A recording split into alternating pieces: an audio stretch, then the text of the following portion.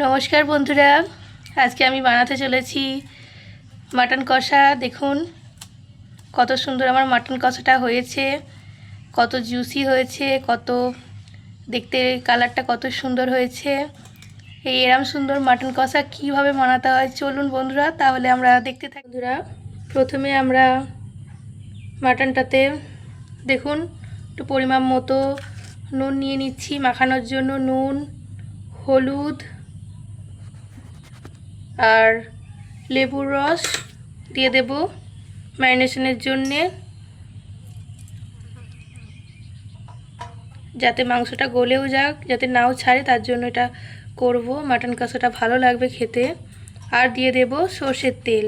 দেখুন বন্ধুরা, পরিমাণ মতো সর্ষের তেল দিয়ে ভালো করে হাতে এটা মাখিয়ে নেব আমরা ম্যারিনেশনের জন্যে। দেখুন হাতের সাহায্যে সুন্দর করে মাখিয়ে নিচ্ছি, যাতে ভালো মতো এটাতে নুনটা ভালো মতো ঢুকে যায়, টেস্টটা খেতে ভালো হয়। আর একটু মনে হচ্ছে হলুদ কম গেছে, আমি একটু হলুদ দিয়ে দিচ্ছি বন্ধুরা। নুনটা যা দিয়েছি তা থাক। দিয়ে এটা মোটামুটি আধা ঘন্টার মতো এটা ম্যারিনেশনে থাকুক। আর ওদিকে আমি পেঁয়াজগুলোকে কেটে নিই বন্ধুরা। দেখুন আমি 3টে পেঁয়াজ নিয়ে নিয়েছি। এবার দেখুন ভালো করে সরু সরু করে এটা কেটে নেব। যখনই পেঁয়াজ আপনারা কাটবেন না, একটু সরু সরু করে কাটার চেষ্টা করবেন, তাহলে দেখবেন রান্নাটা খুবই ভালো হয়।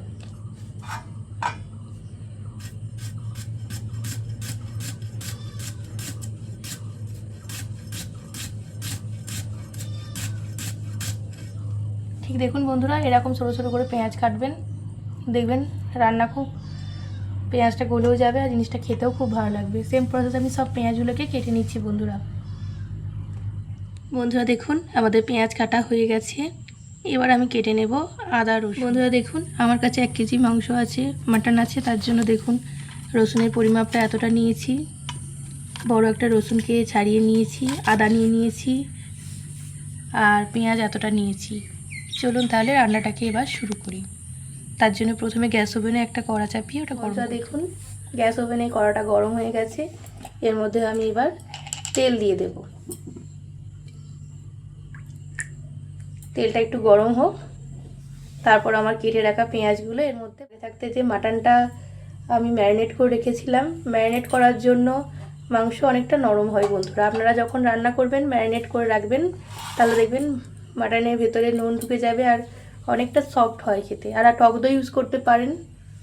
আমাদের বাড়িতে টক দইটা অনেকে পছন্দ করে না, তার জন্য আমরা টক দই ইউজ করিনি। আপনারা চাইলে মাটনের ম্যারিনেশনের সময় টক দই ইউজ করতে পারেন পাতিলেবুর পরিবর্তে। তেল গরম হয়েছে বন্ধুরা, আমাদের আগে থাকতে কেটে রাখা পেঁয়াজগুলো আমি তেলের মধ্যে দিয়ে দিচ্ছি। দিয়ে ভালো করে এপিট ওপিট নেড়ে নেড়ে ভালো করে ভাজবো। দেখুন বন্ধুরা কত সুন্দর ভাজা হচ্ছে পেঁয়াজগুলোটা। ভালো করে নেড়ে নেড়ে এরকম হালকা ব্রাউন ব্রাউন করে ভেজে নিচ্ছি বন্ধুরা। আমার পেঁয়াজ সুন্দর করে ব্রাউন ব্রাউন করে ভাজা হয়ে গেছে দেখুন। এবার এক এক করে আমাদের আগে থাকতে ম্যারিনেট করে রাখা মাটনটা এর মধ্যে দিয়ে দেবো। দেখুন বন্ধুরা এক এক করে দিয়ে দিচ্ছি আমরা মাটনগুলোকে তেলের মধ্যে। দেখুন বন্ধুরা সবটা একবারে দিয়ে দিচ্ছি। খুন্তির সাহায্যে ভালো করে নেড়ে নেড়ে এটাকে কষাবো। এবার মাটনটা ম্যারিনেশন করার পরে কত সুন্দর দেখতে লাগছে দেখুন। এবার হালকা হাতে এটাকে হালকা হালকা করে আমরা নাড়বো মাঝে মাঝে। আর গ্যাসটা কমিয়ে বাড়িয়ে এটা হোক, তার আগে আমি এদিকে যে আদা রসুন কেটে রেখেছিলাম ওটাকে পেস্ট করে নিয়ে আসি। তার সঙ্গে আমি টমেটো নিয়ে নিয়েছি 3টে বড় সাইজের, এইগুলো পেস্ট করে নিয়ে আসবো মিক্সির বাটিতে। দেখুন বন্ধুরা এদিকে আমার টমেটোটা পেস্ট করে আনা হয়ে গেছে। টমেটো আদা রসুন চলুন সবটা পেস্ট করে নিই। সব মশলাটা আমার পেস্ট করা হয়ে গেছে, একটা বাটির মধ্যে রেখে দিই। আর এদিকে দেখুন মাটনটা কত সুন্দরভাবে কষানো হচ্ছে। আর একটু কষানো হলে এর মধ্যে আমরা এই বেটে রাখা মশলাটা অ্যাড করে দেবো। দেখুন অনেকক্ষণ কষানোর পর তেলের সাথে মাটনটা এবার আমাদের আগে থাকতে বেটে রাখা টমেটো আদা রসুনের পেস্টটা এর মধ্যে দিয়ে দিচ্ছি। আর দিয়ে দেবো এটাতে আবারও লঙ্কা, হলুদ, জিরে গুঁড়ো। প্রথমে দিয়ে দিচ্ছি বন্ধুরা লঙ্কা গুঁড়ো। লঙ্কা গুঁড়োটার পরিমাণ একটু বেশি দিচ্ছি, কারণ একটু ঝাল ঝাল মাটন হলে খেতে খুব ভালো লাগে। এরপর দিয়ে দেবো জিরে গুঁড়ো। জিরে গুঁড়োটা একবারে পুরো 1 চামচ দিয়ে দিচ্ছি ভর্তি, আর একটু দিয়ে দিচ্ছি যাতে খেতে খুব টেস্ট হয়। আর দিয়ে দিচ্ছি পরিমাণ মতো একটু হলুদ গুঁড়ো। আর নুন যা ছিল ঠিকই ছিল, তারপরেও আমি অল্প একটু নুন অ্যাড করছি কষানোর সময়। তো ভালো করে খুন্তির সাহায্যে এটাকে মিক্সড করে নিচ্ছি বন্ধুরা, আর ভালো করে কষিয়ে নেব। আপনারা কষা, এই যে মাটন কষা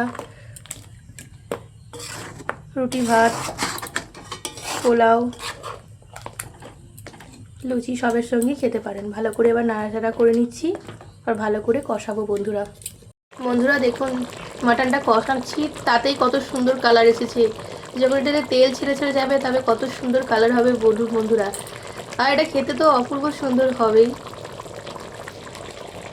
বন্ধুরা দেখুন, মাটন কষাটা হচ্ছে আর কত সুন্দর কালারটা হয়ে গেছে দেখুন বন্ধুরা। আর গন্ধে পুরো মোমো পড়ছে চারিদিক। বন্ধুরা দেখুন, মাটনের গ্রেভিটা কতটা সুন্দর, বেশ তেল ছাড়া হয়ে গেছে। আর কিছুক্ষণ করলে এটাকে আমরা পরিবেশন করে দেব একটা বাটিতে। বন্ধুরা দেখুন, ফাইনালি আমার মাটন কষা হয়ে গেছে, খুবই সফট হয়েছে আর দেখতেও সুন্দর হয়েছে। এবার বাটির মধ্যে পরিবেশন দেখুন বন্ধুরা, এই বাটির মধ্যে আমরা পরিবেশন করে দিচ্ছি আমাদের মাটন কষাটা।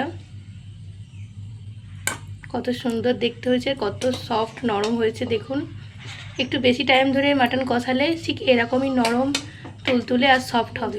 দেখুন ফাইনালি আমাদের মাটন কষা তৈরি হয়ে গেছে। রেসিপিটি আপনাদের কেমন লেগেছে অবশ্যই জানাবেন। রেসিপি ভালো লাগলে চ্যানেলটি সাবস্ক্রাইব করে পাশে থাকুন। পাশে থাকা বেল আইকনটি প্রেস করুন যাতে আমার সমস্ত ভিডিও নোটিফিকেশান আপনার কাছে আগে গিয়ে পৌঁছায়। আর কারা কারা মাটন কষা খেতে ভালোবাসেন আমাকে অবশ্যই কমেন্টে জানাবেন। আর এই মাটন কষা কিন্তু গরম ভাত, রুটি, লুচি, নান, পরোটা সবের সাথে জমে যাবে বন্ধুরা। আমি আবারও আপনাদের সামনে এসে হাজির হব নতুন রেসিপি নিয়ে। ততক্ষণ নিজেদের খেয়াল রাখুন, ভালো থাকবেন, সুস্থ থাকবেন। ধন্যবাদ বন্ধুরা।